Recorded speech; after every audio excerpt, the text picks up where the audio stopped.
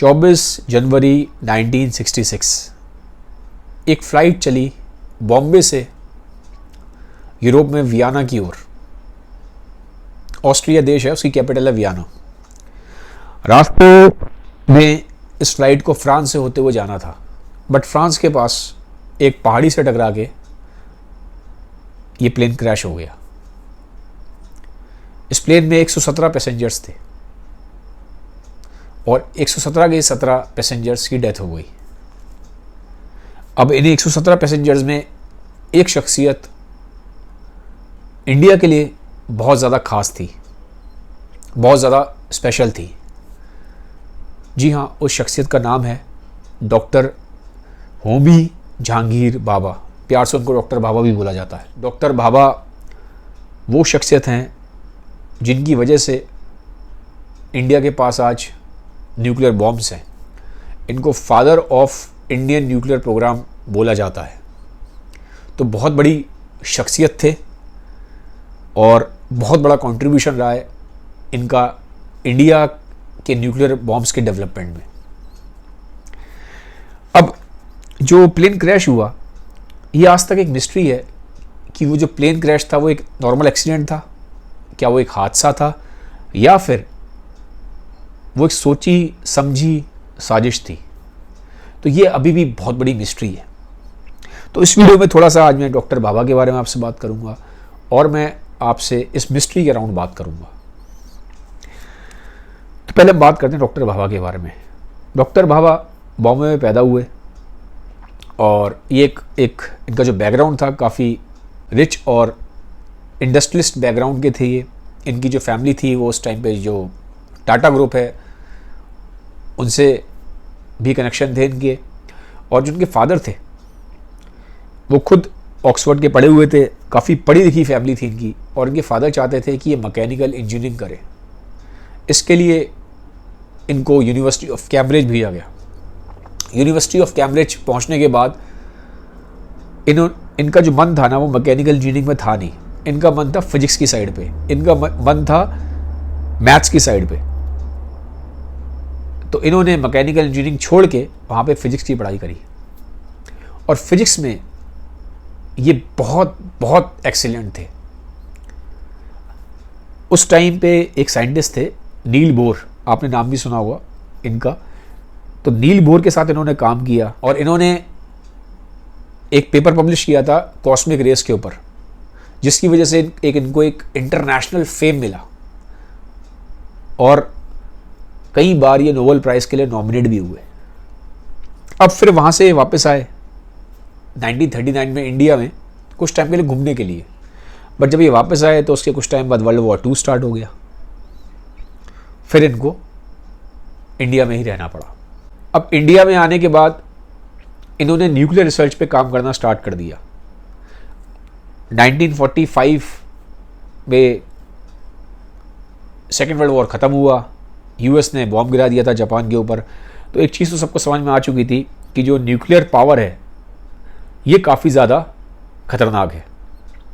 इसीलिए इस चीज़ को समझते हुए, क्योंकि डॉक्टर भाभा एक न्यूक्लियर फिजिसिस्ट थे, ये इस पावर को समझते थे, तो इन्होंने इंडिया के आज़ाद होने से पहले ही, इंडिया तो 1947 में आज़ाद हुआ, पर इन्होंने 1945 से ही न्यूक्लियर रिसर्च पे काम करना स्टार्ट कर दिया। अब टाइम बीतता गया।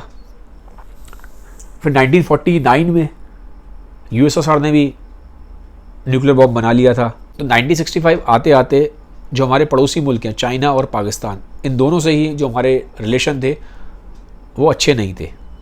तो डॉक्टर भाभा को एक चीज़ रियलाइज़ हो चुकी थी कि इंडिया को भी अब अपना न्यूक्लियर पावर बनाने की सख्त ज़रूरत है। तो 1965 में इन्होंने ना एक ऐलान किया कि आज से 1.5 साल के अंदर इंडिया अपना खुद का न्यूक्लियर बॉम्ब बना लेगा। जैसे ही इन्होंने ऐलान किया उसके 3 महीने बाद ही ये प्लेन क्रैश हो गया। अब इनकी डेथ से ठीक 13 दिन पहले 11 जनवरी 1966 को, उस टाइम पे जो इंडिया के प्राइम मिनिस्टर थे लाल बहादुर शास्त्री जी, उनकी भी डेथ हो जाती है। और उनकी डेथ भी एक बहुत ही मिस्टीरियस तरीके से हुई है। अभी भी वो एक मिस्ट्री बनी हुई है। अब अगर मैं इनकी डेथ की बात करूं, डॉक्टर भाभा की, तो जो ऑफिशियल स्टेटमेंट है, ठीक है, वो तो ये है, ऐसा माना जाता है कि उनके प्लेन में जो पायलट था और नीचे जो पूरा एयर कंट्रोल टेक्निकल स्टाफ था, उसके बीच में कुछ मिसकम्युनिकेशन हो गया, जिसकी वजह से पायलट जो है रास्ता भटक गया और प्लेन क्रैश कर गया। तो ये तो ऑफिशियल स्टेटमेंट है। बट अब एक और भी पहलू नज़र आता है। वो पहलू ये है कि ऐसा बोला जाता है कि जो यूएस है, उसकी जो सीक्रेट सर्विस है CIA, उसका हाथ है डॉक्टर भाभा की डेथ के पीछे। ऐसा क्यों बोला जाता है? यूएस का जो CIA है, सीक्रेट सर्विस, वो ऐसा क्यों करेगी? उसका रीज़न है। पहली चीज़ तो ये है कि इंडिया उस टाइम पे 1966 में USSR के साथ था, और USSR और US में उस टाइम कोल्ड वॉर चल रहा था। दोनों एक दूसरे के दुश्मन थे। तो इंडिया को, तो जो US है, उसको ये बात खल नहीं रही थी कि इंडिया USSR के साथ है। कहने को India non aligned movement follow करता था, बट क्योंकि इंडिया सोशलिस्ट कंट्री था, तो जो इंडिया का टिल्ट था वो USSR की साइड ज़्यादा था। फिर एक माउंटेनियर था, माउंटेनियर मतलब जो पहाड़ वगैरह चढ़ते हैं, इसका नाम था रॉश। तो रॉश उस एरिया में गया जहाँ पे प्लेन क्रैश हुआ, और इसने काफ़ी छानबीन करी इस पूरे केस के ऊपर, और उसका कहना था कि ये कोई नॉर्मल एक्सीडेंट नहीं है। उसने दो आर्ग्यूमेंट्स दिए। उसने बोला कि या तो जो डॉक्टर भाभा का जो प्लेन है उसको किसी मिसाइल से उड़ाया गया है, या फिर किसी और मिलिट्री एयरक्राफ्ट से इस प्लेन को क्रैश करवाया गया है। तो ये रॉश का कहना था। उसके पीछे इसने दो रीजंस दिए थे। इसने कहा था, देखो, इस प्लेन में 41,000 फ्यूल था, तो अगर ये प्लेन अगर क्रैश होता किसी पहाड़ से तो बहुत लाइट होनी चाहिए थी, धमाका होना चाहिए था, एक्सप्लोजन होना चाहिए था, कुछ नहीं है, और प्रॉपर मलबा भी नहीं मिला। तो कैसे मान लें कि ये नॉर्मल एक्सीडेंट है? फिर एक चीज़ और निकल के आती है। एक CIA ऑफिसर थे, US की सीक्रेट सर्विस है CIA, उसी के ऑफिसर रॉबर्ट क्राउली, इन्होंने एक जर्नलिस्ट को इंटरव्यू दिया, और इस इंटरव्यू में रॉबर्ट ने बोला कि जो डॉक्टर भाभा का जो प्लेन है उसमें बम रखा गया था, और उन्होंने इस चीज़ को माना कि CIA का ही हाथ है डॉक्टर भाभा के प्लेन क्रैश के पीछे। और ये सारी जो बातें हैं, ये इस पे किताब भी पब्लिश हुई थी जिसका नाम था, किताब का, कॉन्वर्सेशंस विद क्रो। तो उस किताब में ये सारी बातें निकल के आई हैं, जिसमें डिस्कशन हुआ है रॉबर्ट क्राउली का, जो CIA ऑफिसर है, इनका एक जर्नलिस्ट के साथ। तो आज भी डॉक्टर भाभा की जो डेथ है वो एक मिस्ट्री बनी हुई है। आज भी हमें नहीं पता कि सिर्फ उनको एक्सीडेंट हुआ था, एक नेचुरल एक्सीडेंट था, या फिर एक साजिश थी।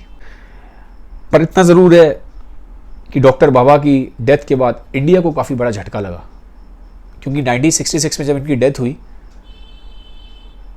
तब से लेके 8 साल लगे इंडिया को न्यूक्लियर बॉम्ब बनाने में। इंडिया ने पहला न्यूक्लियर बॉम्ब का टेस्ट 1974 में किया था।